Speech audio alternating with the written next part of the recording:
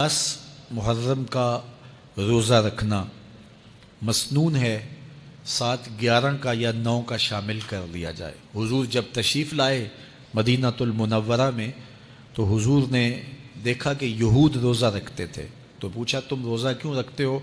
تو انہوں نے کہا کہ حضرت موسیٰ علیہ السلام کو قبطیوں سے اس دن نجات ملی تھی، تو فرمایا حضرت موسیٰ علیہ السلام کا حق ہمارے اوپر زیادہ ہے۔ تو حضور نے روزہ رکھا اور پھر فرمایا کہ اگلے سال اللہ نے چاہا تو ہم ساتھ ایک روزہ اور شامل کریں گے، تاکہ ان سے مشابہت نہ ہو جائے۔ عددی مشابہت سے بھی بچنے کے لیے حضور نے کہا کہ ہم 2 رکھیں گے۔ تو روزہ اگر عاشورے کا رکھنا چاہیں تو اس کے لیے سنت یہ ہے کہ ساتھ یا 9 کا شامل کریں یا 11 کا شامل کریں۔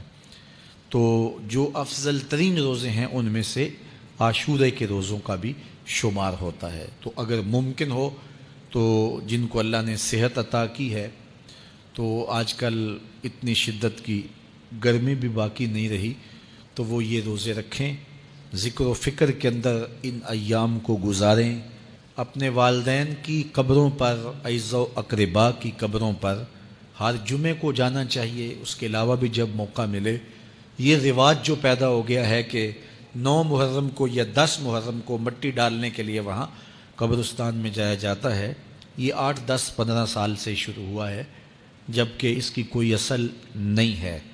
تو اگر آپ روٹین سے جاتے ہیں تو آپ کو ہر جمعے کو جانا چاہیے والدین کی قبروں پر، اور وہاں جا کے ہر جمعے کو سورہ یاسین کی تلاوت کرنی چاہیے۔ تو سال کے بعد صرف 10 محرم کو یا 9 محرم کو جانا، یہ بہرحال اس دور کی ایجاد ہے، یہ کوئی مسنون نہیں ہے اور یہ کوئی سنت نہیں ہے۔ تو روٹین سے اگر کوئی جانے والا ہے تو چلا جاتا ہے تو کوئی حرج نہیں ہے۔ تو باقی یہ بڑے اشرف ایام ہیں، بابرکت ایام ہیں، اور ان کو بہت ساری نسبتیں حاصل ہیں۔ حضرت امام حسین رضی اللہ تعالی عنہ کی شہادت کے ساتھ یوم عاشور کو نسبت حاصل ہے، اور اس کے علاوہ بھی بہت سارے عالی مرتبت جو ہے وہ ہستیوں کے وصال کا دن بھی ہے، اور بہت سارے واقعات اس دن جو ہے وہ روح پذیر ہوئے ہیں۔ تو یہ اس لحاظ سے بہت ہی بابرکت اور جو ہے وہ مبارک یوم ہے۔